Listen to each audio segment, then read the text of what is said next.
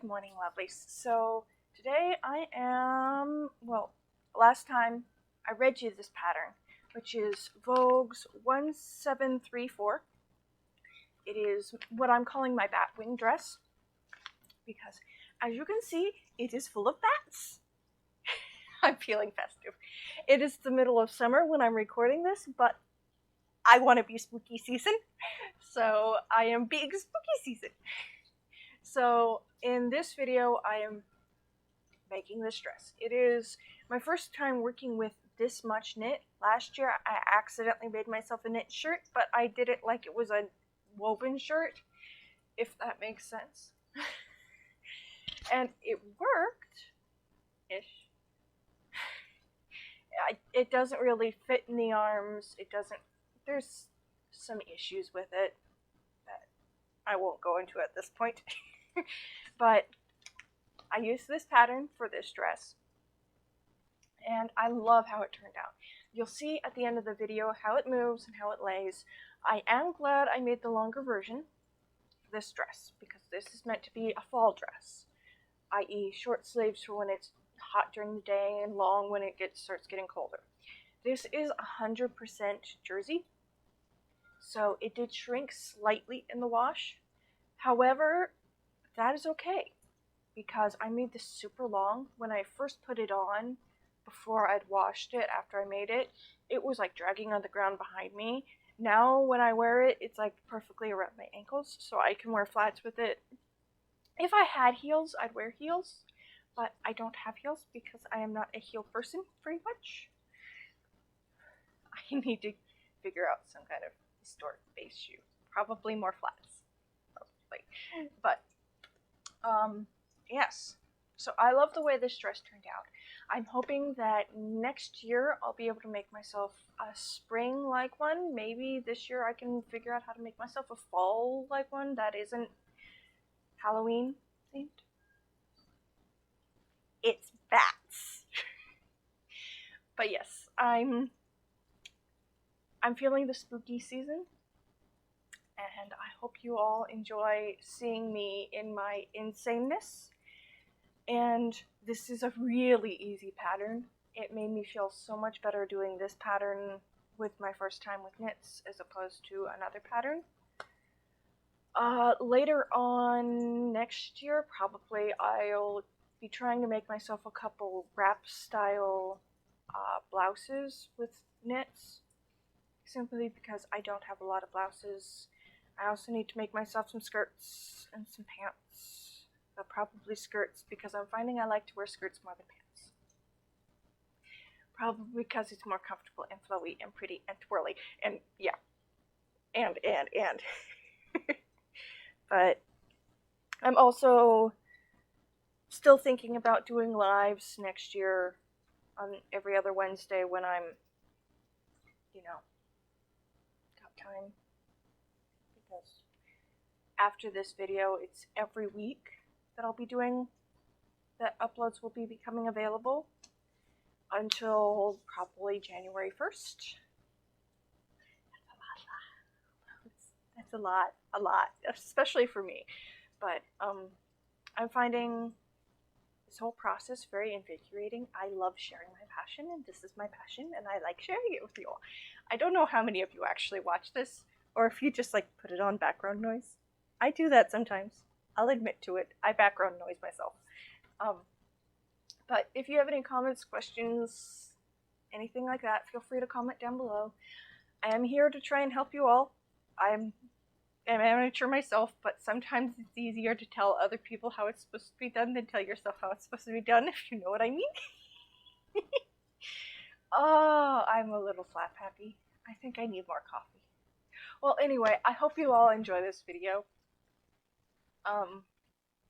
And you'll hear my voice during it, but you probably won't see my face till the very end, because I am still a little camera shy. But I hope you all enjoy this, and enjoy my slightly crazy antics. Time-wise, I think this dress took me 2 days. No, it was 3 days, because I wanted to let it hang overnight just in case. Then I remembered it was a knit halfway through the night, but it was too late to do the hemming involved. So yeah, it was a 3-day project. It would probably be a 1 to 2 day project if I hadn't done that. So I hope you all enjoy. Bye. So apologies for the camera. It's being a little funky, so I'll probably be changing how I do my videoing. But here I am just prepping the front of my pattern so I can put in the side darts. This is a really simple wrap dress. I think it went really well, but there's not a lot of room for alterations. If you need to, you can, but there's only a dart on each side of the bodice, and then it just wraps. You don't really get the second dart that, well, I'm used to, but they probably moved that into the front opening so that, you know, it would wrap around you. But here I am just marking the front placement of the darts so that as I do this project, it will relatively be fitted in the front, which helps give it a look of, you know, completeness. But yes.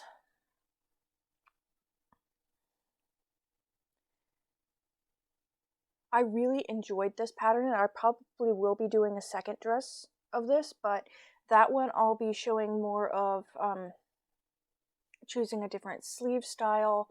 I'll probably be doing a longer sleeve, maybe 3/4 to a full sleeve length, simply because if I do this pattern again, it'll probably be a winter one, at least for this year. Next year I may try to do a spring or summer one, because I find this style of dress very easy to use and easy to wear. So here I am I am marking and pinning the darts for the back, as well as trimming up the bottom because I just done a rough cut before. And I have started using a rotary cutter for most of my sewing, simply because it makes it easier for me to let the pieces lie flat, especially with a knit. I don't have to move the fabric, and it allows me to get a better cut along the line. As long as I'm slow and careful, it works. Because I don't want to lose digits. I like having all my digits on my fingers. Again, this is 100%, well, 98%, it's a cotton jersey knit, and I really enjoy that. I really enjoy having cotton clothes, and I really enjoy having, you know, natural fibers. So far, most of my clothes are made out of cotton. I do have some polyesters, simply because I loved the prints. Like, I loved them, I looked at them, and I wanted them, and I went, freak it, fudge it, and I made them anyway. But this dress is made out of cotton. There is another print I am thinking about getting for a long sleeve version. It is one of Joann's pop prints. It's, I think they're Fox one, but this fabric, with a 60-inch wide fabric, it takes about 4 yards to do a long sleeve with long skirt, and I like the long skirt. Though if I do a summer one, I probably will make it a shorter skirt. And this pattern does have that if you want it. But yes, here I am, just like I said earlier, pinning the back darts to give it some shape so that it, you know, sits flat to my back. I actually probably could have taken these in a little bit more so that it fitted a little bit better. But overall, I'm rather pleased with how it turned out, all things considered.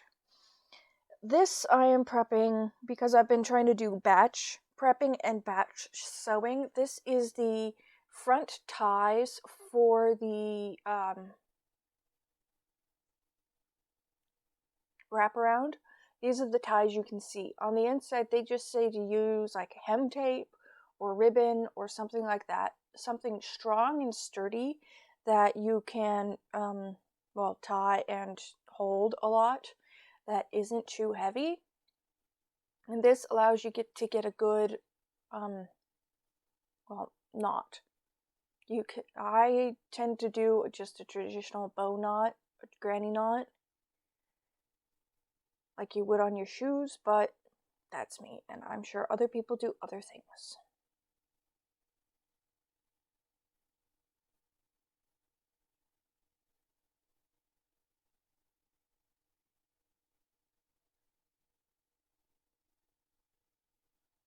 And here I am measuring out how long I need the other pieces to be, and I just used this blue ribbon that I had laying around from another project. I think it was my blue gingham dress, but here I am sewing up the darts on both the fronts and the backs, as well as I do believe in this batch I sewed up the ties. That's what I mean by batch, is if I don't have to have that piece, it helps to prep all the pieces at once instead of going back and forth and back and forth. I just do it all at once, and it saves a little bit of time and a little bit of movement. People who have gone to school for this tend to do that. I just do it because I've seen other people do it and I find it a lot easier. But that's what batch sewing is. So here I have the front and back darts in. So here I am prepping to put the ties on, as well as sew up the shoulder and side seams, I believe.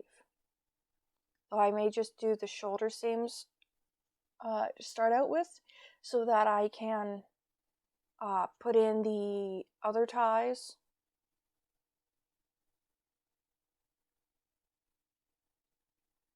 I do have to say that if you're doing this pattern, be careful of where you place things, because sometimes you do need to read the instructions really well to completely understand it.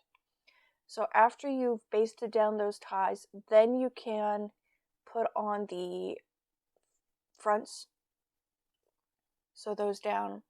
And one of the tricks I try to use is, if I've got big darts like this, I pin the darts down. I make sure I get the both edges of it, as well as to the shoulder seams.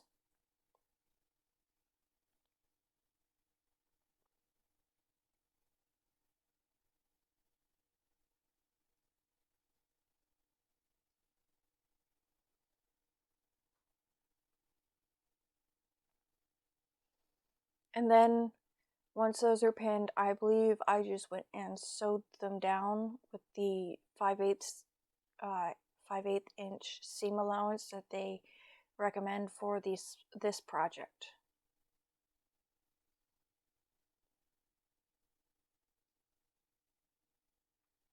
Again, forgive me with the quality of this video. My camera is starting to go out, so I may need to get a new camera here soon, though that is not my ideal thing to have to do. Okay, here I am prepping the sleeves that I chose. I've been nicknaming these the batwing sleeves, but really they're called flutter sleeves. But what you do is you sew up the seam on the bottom, and then you can go through and do a basting stitch around the edge of the bottom of the sleeve, and then you use that to gather the sleeve down a little bit so you can hem the bottom of the sleeve, and then the sleeve is ready to be put in the arm side.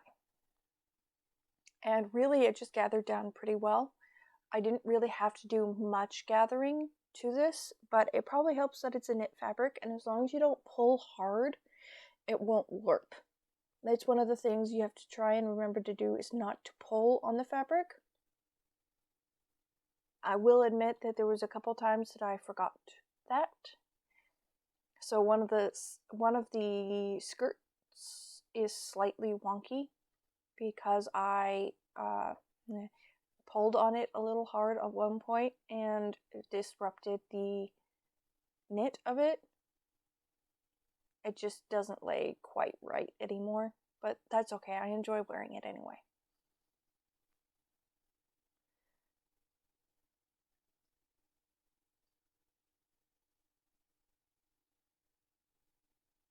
So yes, for sleeves, I tend to sew over my pins simply because I need to hold that fabric in place. And here I am trimming down the seam allowance for the sleeves. I did do 2 rows of seams. So one at the 5/8 inch and then one about 1/4 of an inch in. And this allowed me to have the double seamage. I will say it was nice working with the knit fabric because you don't have to finish the seamage. I do wish that my serger was in operable condition so that I could use that to bind the edges, but for now I'm not too worried about it. I do wish that I'd been able to bind the edges of my pockets, but I can always take those out and put new ones in.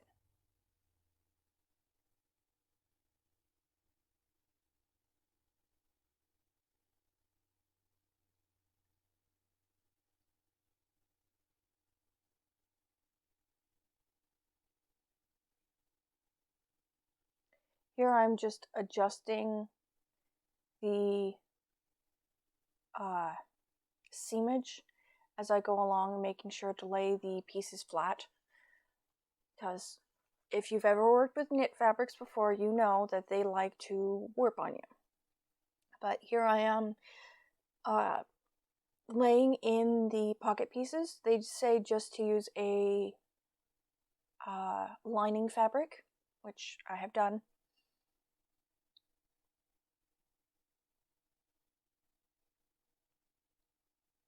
And then I sewed about 1/4 of an inch in and tried to keep it relatively steady and a relatively even stitch. Again, I wish I had been able to bind the edges of this with the serger so that it would, stay in one place. But it worked out. And then I'm just matching up the pockets to start with because it gives me a good line. And then I'm just pinning down. And once the skirt is assembled, it is a big skirt. It completely wraps around the front of you, and it's got a nice curved edge to it, but it is a big skirt. It is a rather large skirt. It is really pretty when it's moving around. You'll see that at the end of this video, but it is kind of a pain to work with. That's why I didn't show you as I was sewing it up, because it's just kind of a pain. So then you pin the skirt to the bodice and do a double line of stitching again to try and one to lock it in, one to do the seamage, and then it gives it a double layer of protectiveness so that when you're wearing it, you don't have to worry about one of the seams suddenly coming undone and you being skirtless.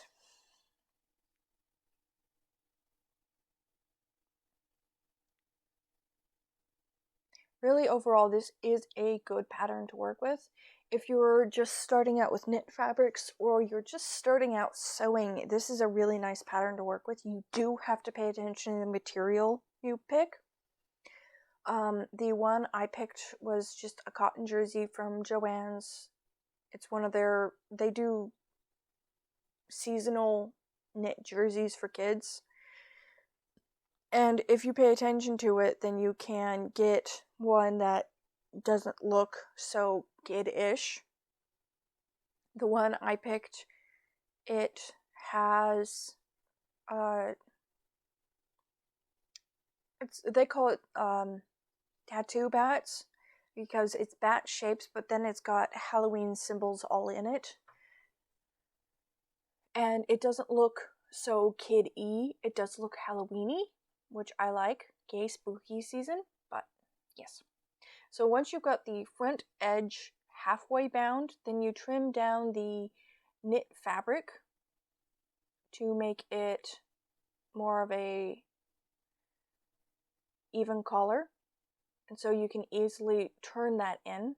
And once you've got that turned in, you do, for probably the first 2 inches, you do a small normal stitch. And then you raise it up to a basting stitch. Now the reason you do this is to allow the movement, the neck to have the movement that it needs to have, but it also allows you to still hold it down really well. I suppose if you wanted, you could slip stitch this into place. And I just used some of my leftover bias tape. It is a double fold bias tape. I didn't have single fold, but it only took about 2 feet, maybe 3. So maybe a yard of bias tape. So if you've got a piece of leftover fabric, you could probably make your own bias tape for this. It's a very easy neckline. You just have to make sure that you sew it down well. So for the first couple inches, do a small stitch. And then after the first couple inches, you can switch over to a larger stitch, which does make the process go faster.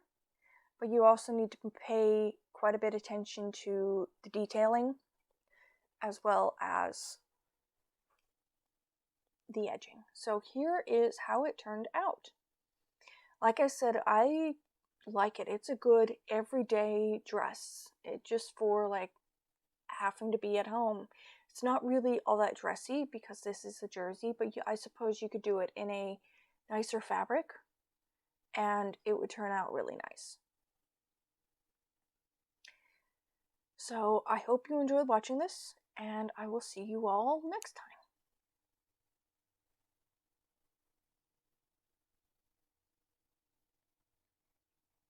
time.